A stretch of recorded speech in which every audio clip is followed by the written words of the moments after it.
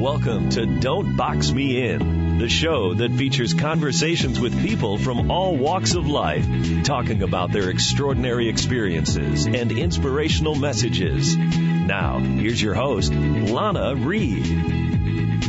Hello, and welcome back to this week's edition of Don't Box Me In. I am your host, Lana Reid. My guest today is many things. She wears many hats, and she's here today to share her passion for realizing what your purpose is in life. Edna White is an author, teacher, and consultant. Edna calls herself a serialpreneur, a free spirit, and a motivator. She's here today to share some of her energy for life with us. I'm glad to have her with me on the show, and it's a pleasure that I welcome Edna to Don't Box Me In. Edna, welcome to the show. Thank you. Thank you so much. Thank you very much. I'm so excited to be here. Oh, thank you. Always my pleasure to have people. I like to hear everybody's stories, and I'm glad to hear. I'll be more than glad to hear what you got for me today. Okay. And like I said in the intro there, you're a lady. I was reading over all your stuff, and you got a lot of stuff going on here, and I'm hoping that I get a chance to get through all of it today. Okay. One of the things that you're involved with is, helping people survive after sexual trauma. Can you share with us how it is that you came to be involved with that line of work? Sure. Well, it took me a long time. Basically, I'm a survivor of childhood sexual abuse. Mm-hmm. And I've been, through the counseling stages, and I was, it began when I was 6 to 15. Wow. So I've experienced it for a long time, and not until just recently, in my older years, was I able to hone in to the fact that that was my purpose, to actually offer what I've gone through and what I've experienced and my mending and my healing time to other people. Yeah, okay. And, you also say on your website that the effects of sexual abuse, even though it occurs in a person's childhood, it does manifest itself way into a person's, adulthood. What ways did you find yourself kind of still struggling with it long after the fact? I could tell you something just really new. Mm-hmm. Even though I've been manifesting a lot of things, I've been traveling a lot of things that I wanted to do in life, a lot of things I wanted to obtain, I've done.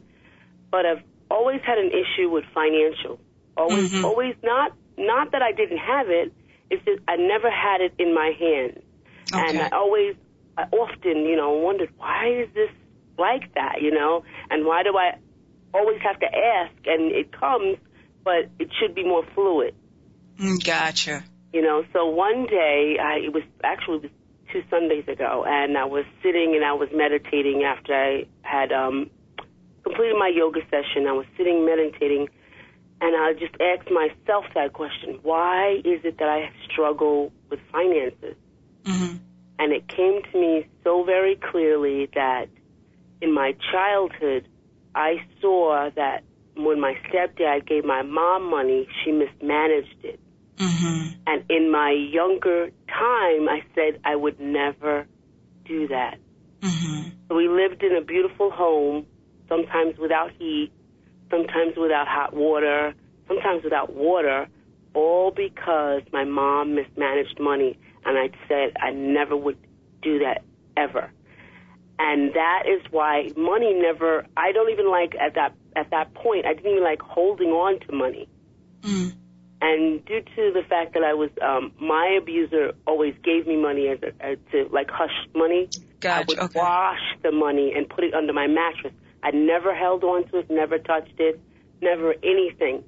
And I was like, it just came to me that clearly that the reason why I don't even like the feel of money is because of the sexual trauma. Something that I promised myself way back when I was 6. It still affects me now, and I'm 50. Wow. So because, like you said, your abuser used that as a, keep quiet. This is your payoff, your hush off for letting me do this to you. Even in your adulthood, you equate that as, I have to get rid of this. This is tied to that feeling, that sensation. I don't want it. And I don't think people really realize that, there are a large amount of residual effects that the abuser does feel later on in life. A lot of people say, oh, that was years ago, you just get over it, but it's not that easy, and there's so many issues that, people have to put in perspective and deal with and cope so they can kind of, maintain some sort of emotionally healthy lifestyle. So, and like you said, this is just 2 weeks ago that you're realizing, this is this area of my life that I'm still touched with something that happened years and years ago. Absolutely. Wow. And I'm hearing a New Yorker kind of accent, but that's not originally where you're from, right? No, I'm from Alabama, but I've gotten some of that New Yorker in me. Okay, how long you been up there? I've been here for a while. I've raised my children. My oldest son is 33. So I've been here a while. I've been here. May I ask, how'd you end up from Alabama to New York? Well, my parents brought me, and I had to come with them. Oh, okay. So you've been up there since a childhood then? Oh, okay. So, you have a lot of books out, and one of the ones that you do have out, it kind of touches on the issue that we were talking about earlier, and the title of this book is Remnants of a Dark Secret. And I was reading some of it, and there's this one little excerpt, and you talk about an 18-year-old girl with her 1.5-year-old son on her hip, standing on the railroad tracks. And it's such a visual, powerful moment to kind of think about it. I'm curious, what was it that brought you to that point? Well, I can remember, I often, when I'm counseling other people, that's one of my famous, or, one of my poignant points I go to, because that was an ultimate part of my despair. At 18, I was in such despair.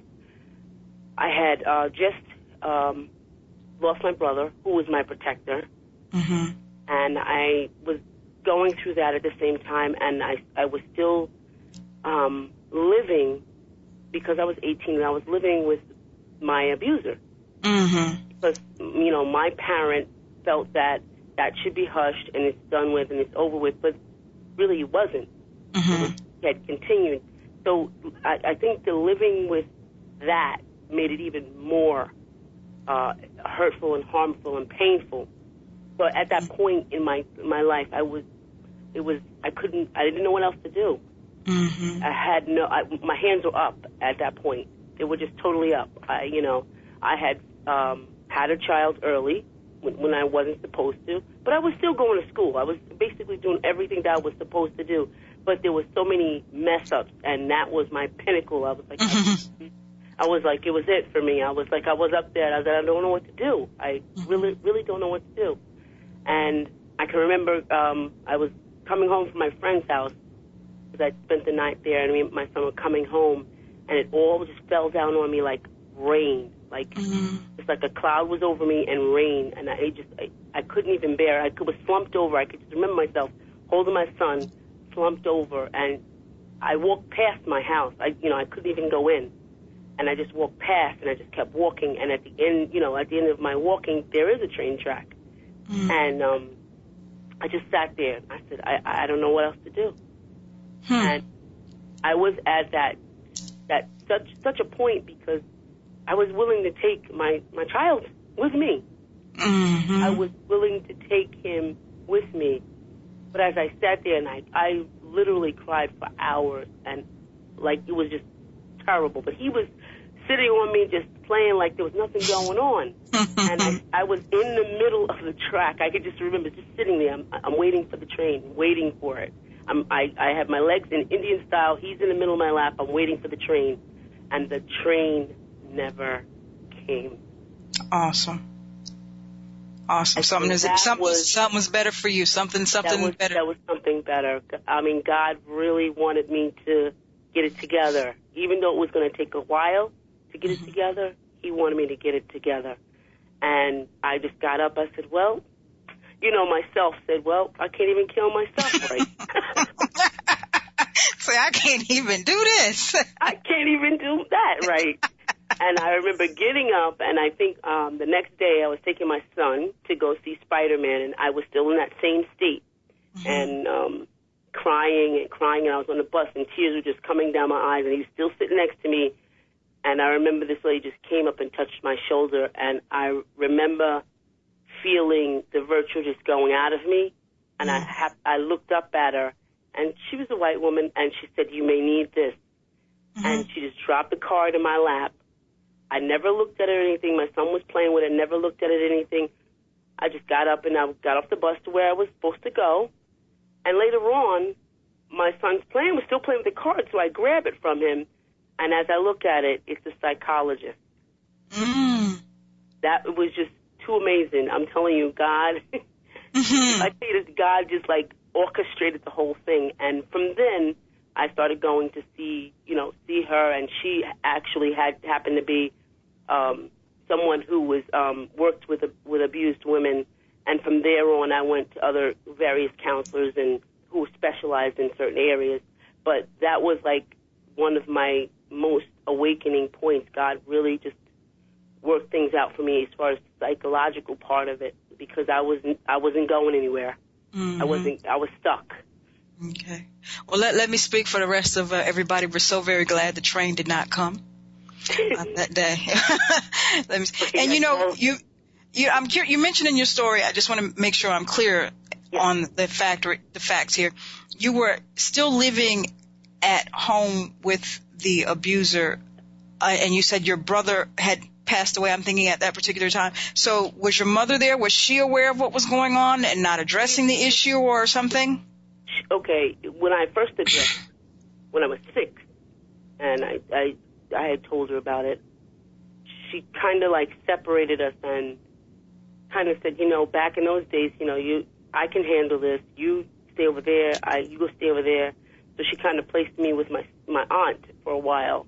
And so I got older, and I remember coming back when I was 12, but my stepfather was still there. Oh, okay. And I was away from my brothers and sisters, and I'm the oldest of 6. At the time, 6. And my brother was our only brother, and I have 4 other sisters. So when I was moved out for those 3 years, I lived with my aunt, and I came back, and so that, they figured that was enough time, that everything would be fine, but it wasn't. It continued. Okay. And I started to see, because I was 12. Yes. See the little resemblance of what he would do to me, to the other girls. Okay. So I had to stay. Okay. I stayed because I didn't want that to happen to them. And I had a handicapped sister that didn't know what was going on. So, but the other sisters, I felt I had to protect them. I had to take care of them. And I stayed even longer than I should have because of them. Understood. Because I wanted to take care of them.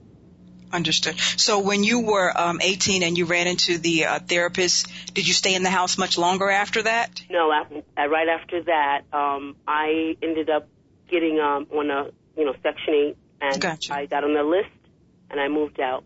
And I went on my own. After that, there was a couple of other things that happened. That my other sister actually left home because he tried to attack her, and so the main sister that I was worried about, which is Edna, she was younger than me. She was handicapped, and she went to move. She moved away into one of the residential homes. So that made me okay to leave.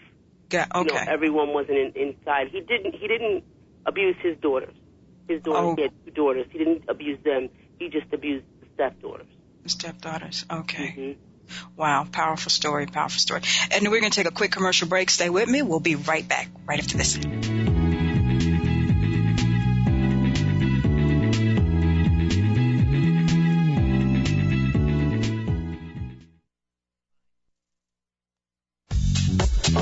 Welcome back to Don't Box Me In. Here's your host, Lana Reid.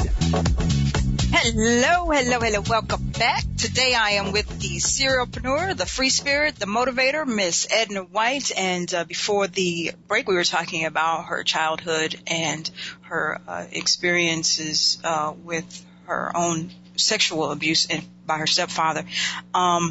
And before the break, we had talked about that time where you were considering ending it all, and thanks to God's graces, the train didn't come, and you're here to share your story with us today and empower other people in their lives.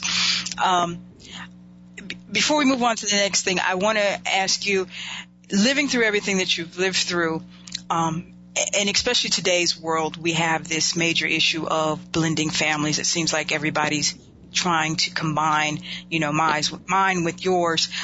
What advice would you give to, maybe a mother whose child comes to them and says, the man that you love, the man that you care about, the man that you brought into our home is doing these things to me? How would you advise a mother to handle those kinds of situations based on what you've experienced? Basically, just listen and take action. Mm-hmm. Totally remove you and the child, because that they're not that way just today or just today with that with that child. They've been that way, and there's other occurrences just not have been verbalized by a child except yours. Mm-hmm. It's happening all the time, because when I found out about, when I found out about his story, because I never knew my stepdad's story, he had 13 children. Wow. And on his side, and my two sisters were numbers 13, 14, and 15. Mm-hmm. And his wife that he had actually divorced him because he was abusing his children. So the family knew of it. Even my uncles that we talked to, and they knew of it. They knew what was happening, and they had no love for him. That's why there was no one ever around. So the mother should listen to the child, because that's not the only occurrence. Mm-hmm. That's not the first time. It's happened before. Okay. I'm not sure if your mother's still with us today, but if so, how she is. What is her stance on the whole matter today, now? Right now, she's still in denial and trying to blend it all together still to make him a great memory and things like that. So how I deal with my mother is that's not a subject I get on to. I've expressed how I felt and what it has done to me, to her and to him. Mm-hmm. And before he passed away, he asked me to forgive him. Mm-hmm. And I truly didn't. I just said, yeah, but I didn't. So I had to learn how to forgive. I just did. It was like a favor just to stop talking about it. But, well, that's another subject altogether. But my mom, I deal with her on the premise of honor your mother and your father. Yeah. And I deal with that on the premise that she cannot give me something that she does not have. Mm-hmm. So I accept and I don't expect anything. Gotcha. That's how I deal with her. I think I just read somewhere on my Facebook feed some quote by, I think it's Michael Epps, that says, I forgive, but I don't forget facts. And I think, that's the balance that we have to come in. I know I have to move on. I know I have to get a better place for my happiness, but still, this is the fact of the matter. This is the reality of the matter, and it will alter how I do interact with certain people in certain situations. So, it's truly understandable. Continuing on with, your healing that you're doing and helping other people in regards to sexual abuse, you've got a new book coming out called The Layers of Me. Yes. And from what I'm understanding, you're supposed to be trying to travel to Indonesia for this book. What is the conjunction, Layers of Me in Indonesia? How does it all play in together? Well, I didn't even plan Indonesia in it. Indonesia was an accident. My best friend's daughter knows I like to travel, so she sent over to me by Facebook. She said, Maston Kip is having this workshop. I think you should enter. I was like, so she said, no, just enter, just try it. I said, okay. So I never thought that I would be one of the 13 that he chose. So I was like, okay.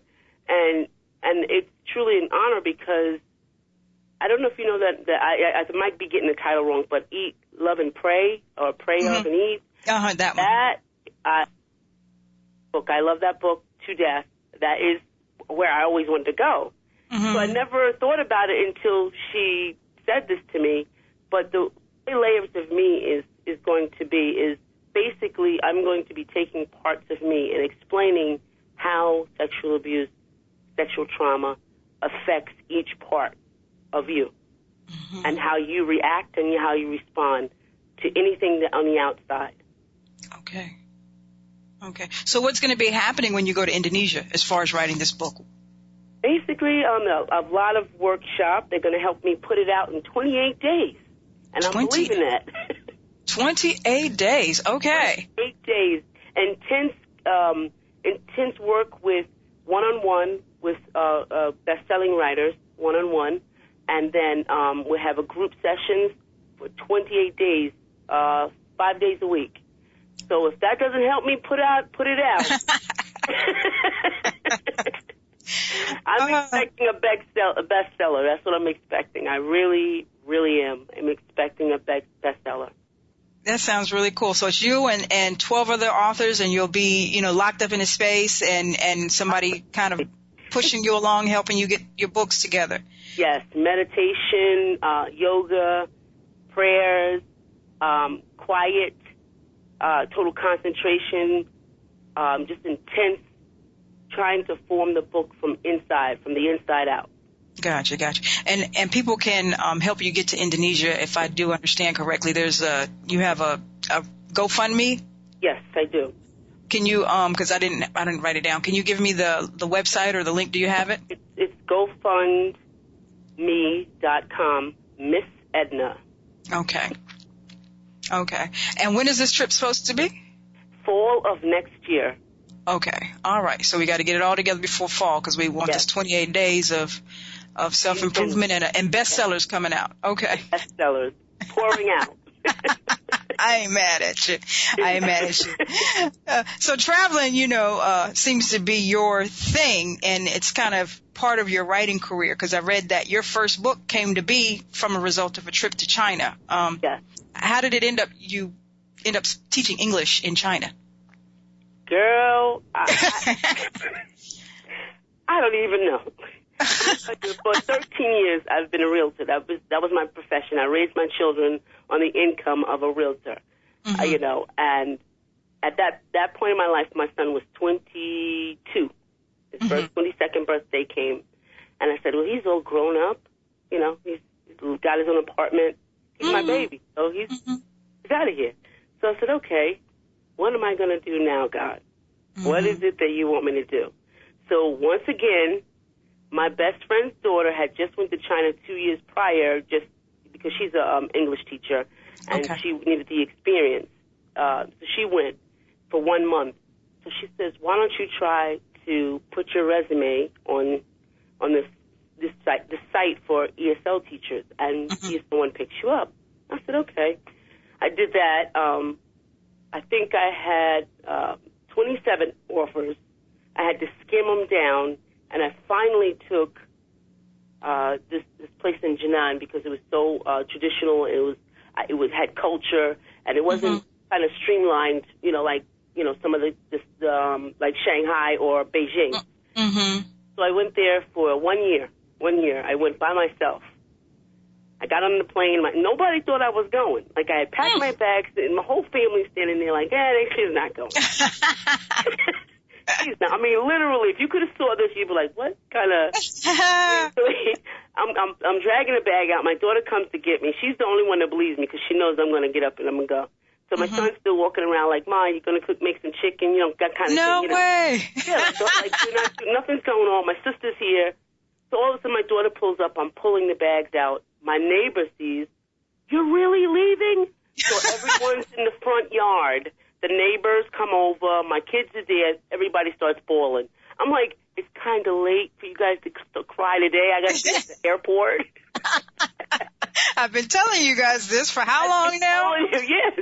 I have been telling them since November I was accepted and I got all the, my visa and everything. And I told them, I said, I'm leaving in February. No, you're not, they didn't I didn't say anything. I just, okay, all right, packed everything up. And so when I got there, I really, it took 2 days, okay? And because I lost a day in there. There's a day that goes away. Yeah. It disappears, and it's lost. So I get there, and of course, I slept the whole day. Didn't realize that I slept the whole day because I was that tired. But as I woke up, I remember looking out the window, and I was like, man, I'm here. All by myself. And the more that I thought about it, I was like, all by myself. It just started thinking going in, all by myself. What did I do? I don't think I thought this through. Wait a minute now. And I kept saying it, all by myself. And then before it became an exclamation, then it became a statement, then it became a question. You're like, all by myself? And I looked out the window, and this is how awesome God is. It's springtime. It was the beginning of the spring, and in spring they have this particular tree that grows, and it's like a fruit tree, but it gives off this kind of fur, like a cotton. So when it's shedding for the springtime, it gives off this cotton. So this. We all want to feel our best, but let's be real. Some wellness trends are hard to stick with. Taking shots of apple cider vinegar, yuck, no thanks. Swallowing giant vitamins, not for me. Golden Nutrition is wellness made easy and delicious with their chewable gummies. From apple cider vinegar for digestive support to ashwagandha for stress relief.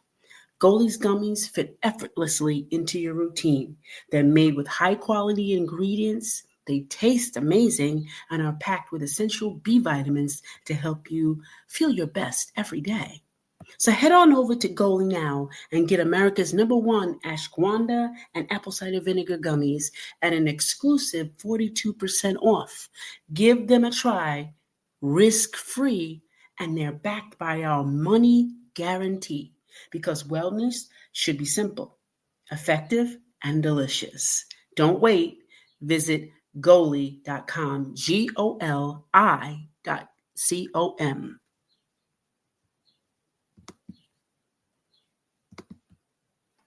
This stuff flew in the air and went across. And God just said to me, you're flying now. And when he said that, everything just dried up. I said, you got this, God. And I said, you got it. And I had the most amazing time.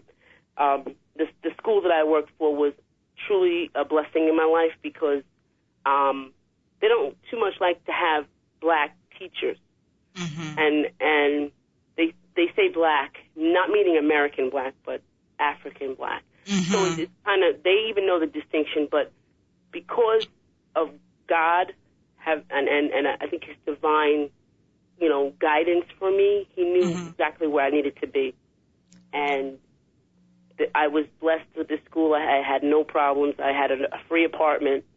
I didn't know what to eat with eating anyway, so I lost some weight that I needed to lose. Yeah, that's all. And I got on and I was on that diet I just ate vegetables. I was good. Walked all the time. I was really, really good.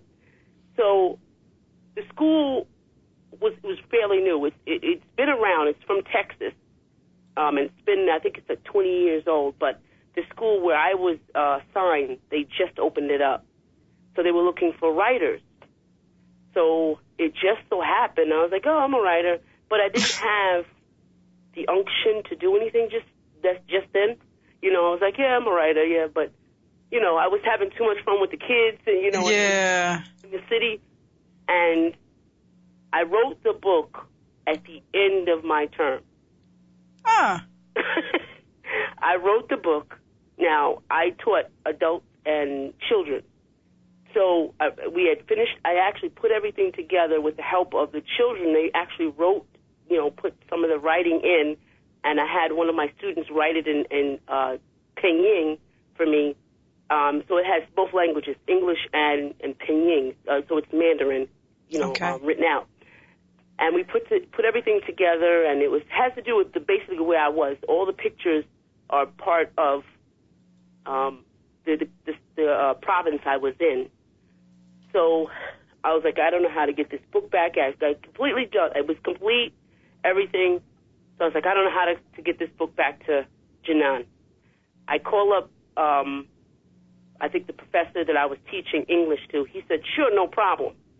He's like, I got it. He said, send me the book. He happened to know the mayor. My book is now part of the mayoral library in Jinan.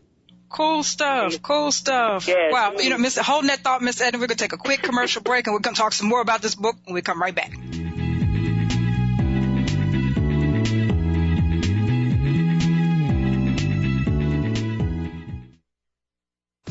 Let's return to Don't Box Me In with your host, Lana Reid.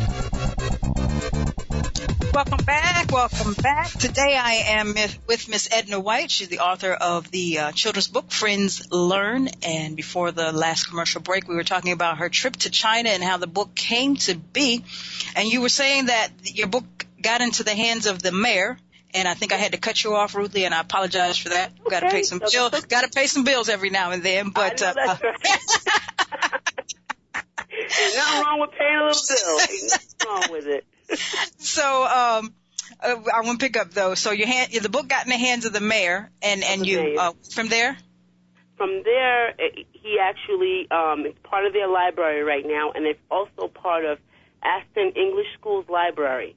They actually adopted the book because a lot of the pictures were the children and people in the community. So it was a really nice thing that he had done for me, and I just thank God because I didn't even think about it. He's like, oh, no problem, no problem, just send it to me, and he did just what he said because he was the psychologist for Jinan, what they call Normal University. I don't know why they call it that, but that's the university. He was working for the university. He did a lot of work in Beijing with American professors. So he was kind of in there. My student was kind of around Americans a lot, and he wanted to just do something because I was, working with him with English. So did you go over there and you knew how to speak Mandarin already, or no? No, I actually. This is so funny because I learned to use chopsticks within a month. I practiced with my grandson, who happened to be 4 at the time. He actually did them better than me. And all I did was went online and practiced just the general cheer, the greetings, and that was it. And when I got there, they taught me the rest. I learned how to ask for a ticket. I learned which way, left or right, the general things, how to get around, Okay, so you're there, you oversleep for the first day, but you show up in your first class and you've got a lot of wonderful, perky, bright Mandarin eyes looking at you saying, okay, teach me English. How does that go? How do you work that out? You know what? I never knew my gift until I went there. Because I taught Sunday school, and sometimes you just think that that's something that you know already, because it's part of church. That's your church life, and you know that. That's not a big deal. And I've done that for like 15 years, so I was like, that's not no gift, that's just what you're supposed to do. So when I got to class, and I had these little small ones. They had like a mommy and me class. Oh, one of the students saw me. Now you got to remember, I can't have perm because there's no perm there. So my hair's short. I have my short hair, and the little girl looks at me and she screams. Wow. So they are not used to. I'm brown. They're not used to that. Yeah. So I get nervous. I said, okay, this is bad. This is really bad. This is really bad. I'm backing up into the corner. I'm asking the teacher, listen, give me a break. You guys go in there. Let me see what I can do to kind of migrate, because they didn't introduce me in like a seminar they could get used to. They really were just shocked. So I was like, oh, my God, I got to do something. So I went down to the corner store, and they have, like, junk all over, like the little corner stores, crazy things, like the little dollar stores. Like, you know what I'm going to do? I'm going to paint my face as a clown. And face paint, I painted my face, put the little red nose on, then I went back in class. A little bit more receptive. They started coming around me, giving me their name, and then all of a sudden they started wiping it off. And now I figured it was like oh, this is teacher. They say Lao Sha. Lao Sha means in Mandarin. So they started wiping my face, and that's what I wanted them to do, to kind of get used to me, you know. And they started wiping my face and realizing who I was. So I walked around with half a face for a day so I could know, you know, and I thought that was something ingenious, and it wasn't me. It was literally, I count that to the spirit, because I would have never thought about that. Because I was going to say, I'm going home. So that's, you know, and you bring up a point. I don't think a lot of people, especially Americans, understand or realize certain cultures only know us as black people from what they see on the media. I know firsthand. I think the first time I took my daughter to Hong Kong, she was 7 years old, and we're going through customs, and all the customs agents were so, you know, enthused about her hair, and they wanted to touch her hair, and they want to touch her because, you know, they've never, you know, it's new to them. And I just people, you walk around in your American culture, you say, oh, okay, just another black person, okay, yeah, right. But it is a sense of wonderment when you go to other cultures. It's like, wow.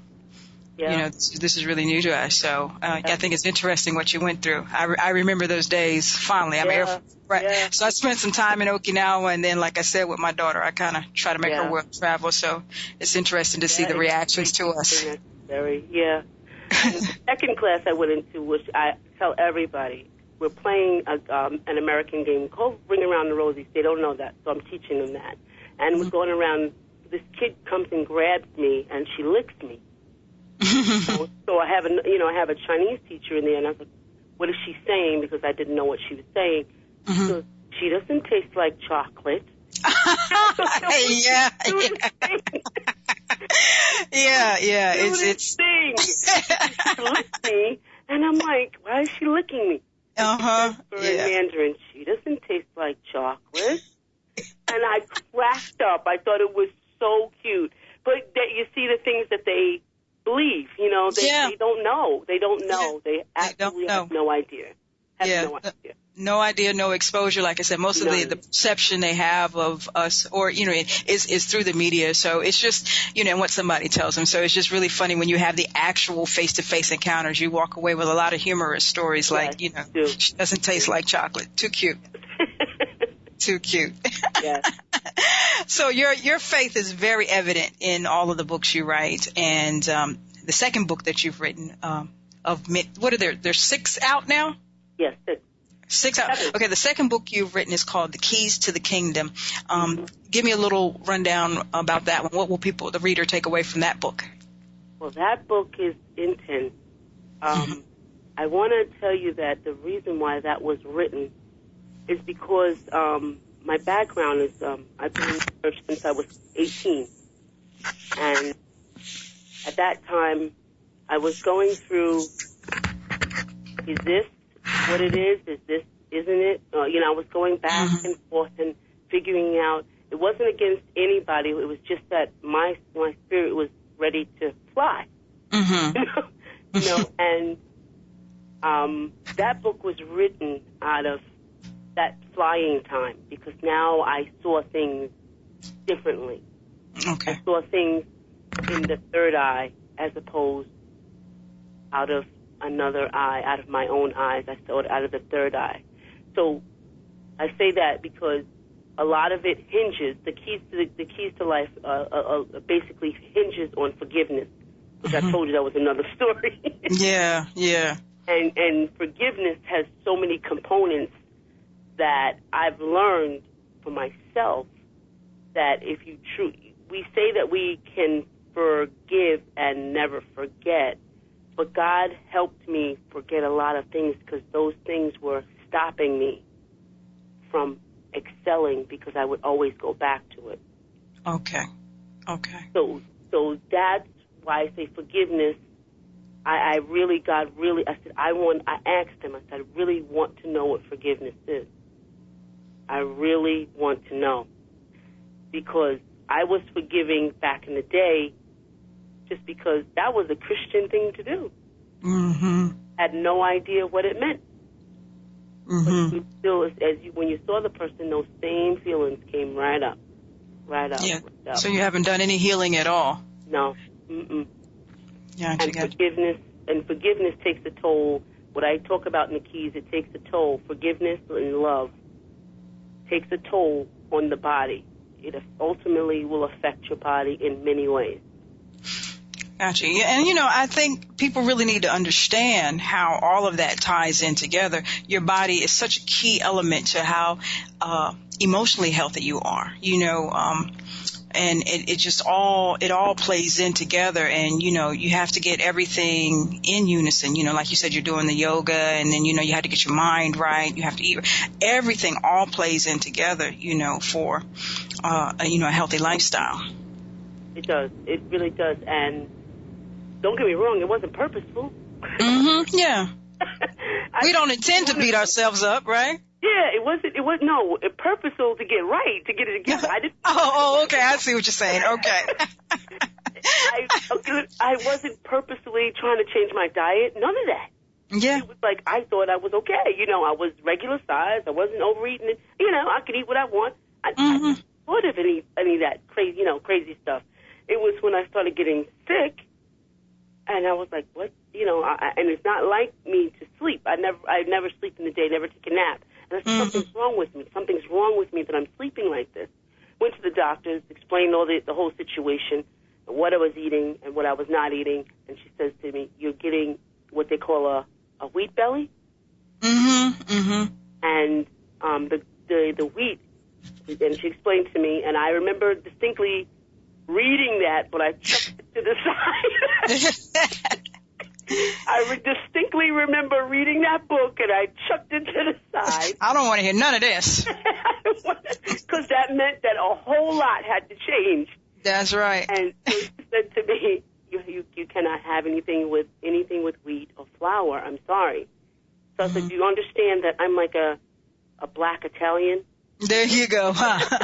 Give me the lasagna, give me the macaroni and cheese. I mean, just no. I can't. No. We can't do this. I said, do you understand that I might just not live because of this? And I'm in New York. I need a slice of pie. I mean, come on now. What? And hold on. We're going to take the last commercial break of the day. We'll be right back.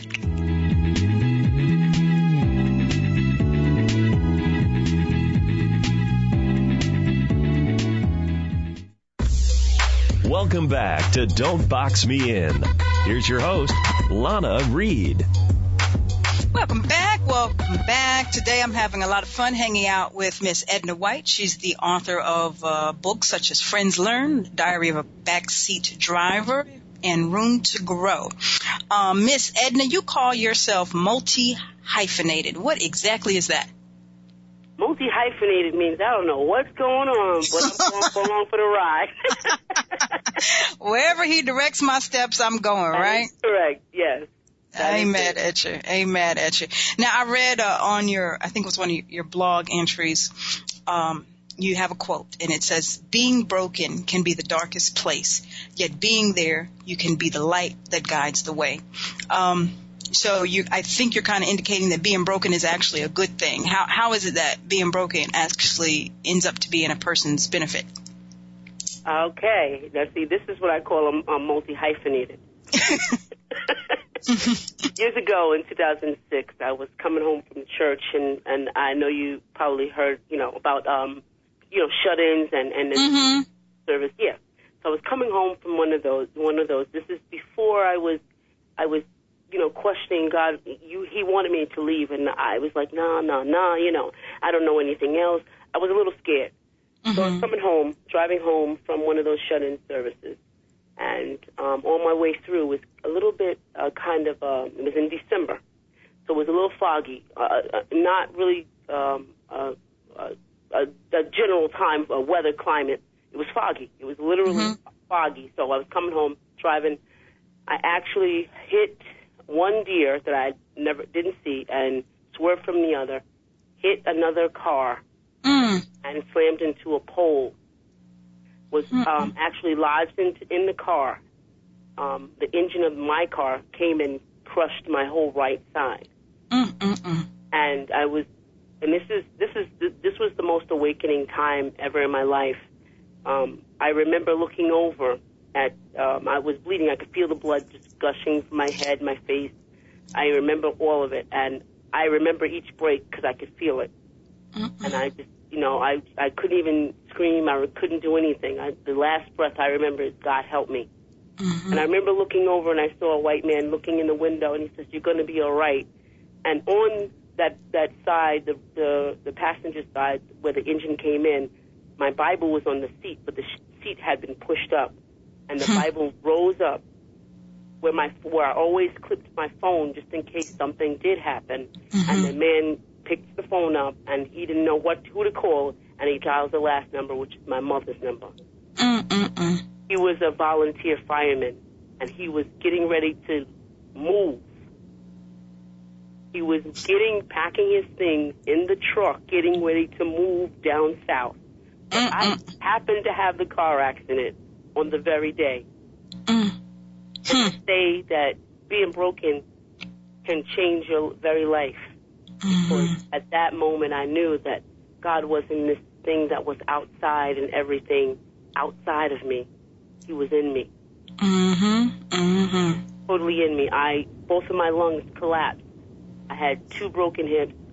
One was dislodged. I kind of looked like a chicken on Thanksgiving or after somebody tore up the bones. Okay. I looked just like that. I want the leg. I want that. Okay. Right. That's exactly how I looked. Okay. I had lacerations. I was in the hospital 43 days. 43 days. Get out of here. And I couldn't walk for 6. Okay? They told me that I would walk and not, have a limp, and this would be my problem. This would be my problem. But I remember in the hospital, I couldn't talk to anybody. Couldn't talk because they gave me 20% to live. And I was incubated. Didn't even know I was incubated. I'm a hot mess. You don't even know you're incubated trying to talk to people. So I was a mess. God gave it to me that He was in the inside, and I had the most amazing conversation with God. The most amazing conversation that what I was doing in the church was not what He wanted me to do. So I was sitting there spinning my wheels, and on that day, the light that God wanted me to have, it truly shined. And I tell everybody that was the best day of my whole life. Even though I had to come back, and the scripture just comes to me, unless God builds a house, it's built in vain. That's right. So He had to build me up from the bottom. I couldn't walk. I was scooting on my butt. You were a sight to see. I was a hot mess. But you know what? In all of it, I was happy as a lark. I look back now and I said, I don't even believe that was me. I was supposed to be miserable and cranky, but I knew that God had cracked me to reveal the real me, because the other me wasn't me. It wasn't me. And yeah, I have different scars and everything, but I have not one bit of arthritis. I jog all the time. I run all the time. I'm always doing something active. It's just like God gave me a new opportunity with life. Awesome. I mean, from the railroad tracks to this, you have constantly had taps on your shoulder like, baby girl, I need you to do this. Baby girl, I need you to do this. Exactly. Baby girl, come on. Come on now. How many more times I got to knock you upside your head, baby girl? I'm saying. One of those characters. Too funny. Real quick, before I want to make sure I cover one more of the books. Diary of a Backseat Driver. That's an interesting title. What actually is that one about?